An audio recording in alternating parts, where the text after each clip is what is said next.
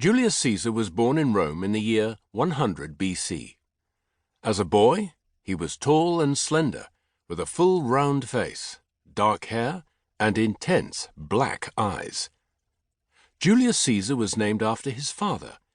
His mother's name was Aurelia, and his two older sisters were both named Julia. That was probably very confusing. His family lived in Subura, a poor neighborhood of crowded apartment buildings. Many former slaves and foreigners lived there. Caesar's family was not rich or powerful, but they were patricians. This meant they were Romans of noble blood. They traced their roots back hundreds of years. Caesar's family said they were descended directly from Venus, Roman goddess of love and beauty.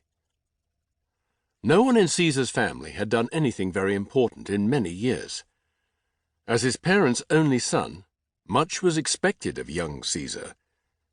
His father taught him to fight with the Roman warriors' weapons of choice: a long spear, a short sword, and a shield. Caesar learned to swim in the Tiber River and to ride horses on the field of Mars. He wasn't the biggest or strongest boy, but Caesar worked hard. He was such a good horseman, he could ride with his arms behind his back, without a saddle.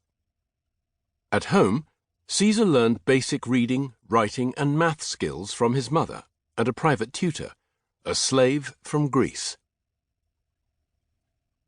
Religion in ancient Rome. The Romans borrowed a lot from the culture of ancient Greece.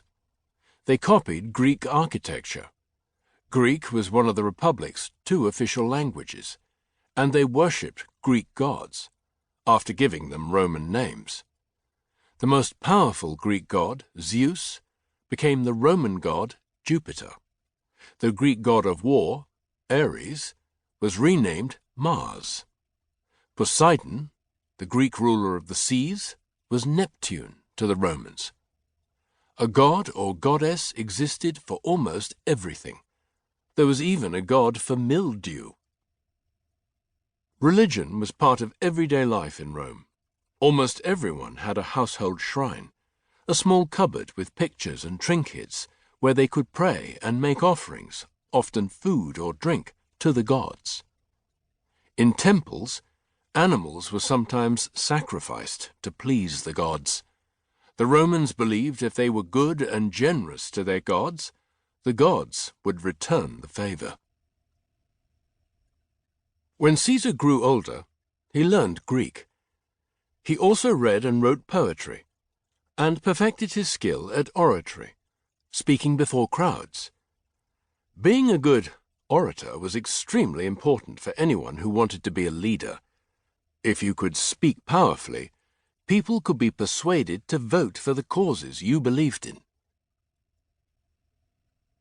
Education in ancient Rome. If boys did not have a private tutor, they went to school.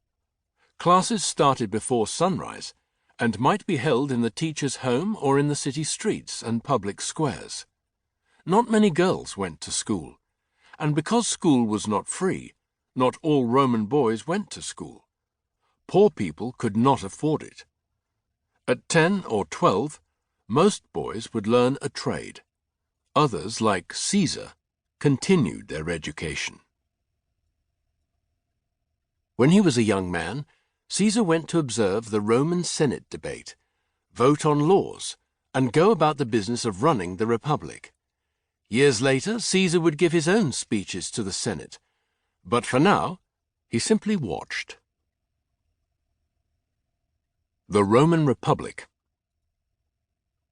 In Caesar's time, the Roman Republic stretched from Spain to modern-day Turkey. Rome was its capital city. In Latin, the word republic means state of the people.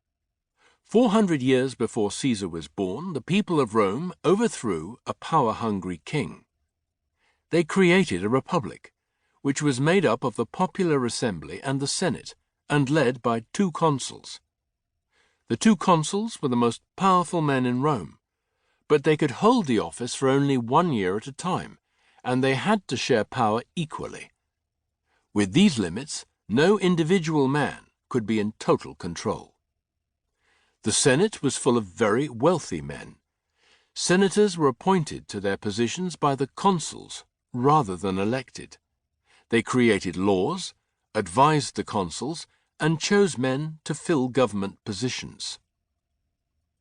The popular assembly was made up of all citizens of Rome. They met to create laws, declare war and peace, rule on public trials, and vote for consuls. The assembly could also strike down laws made by the Senate and reject their government appointments. Any citizen of the Roman Republic could vote in the assembly, but only men could be citizens, and the assembly only met in the city of Rome.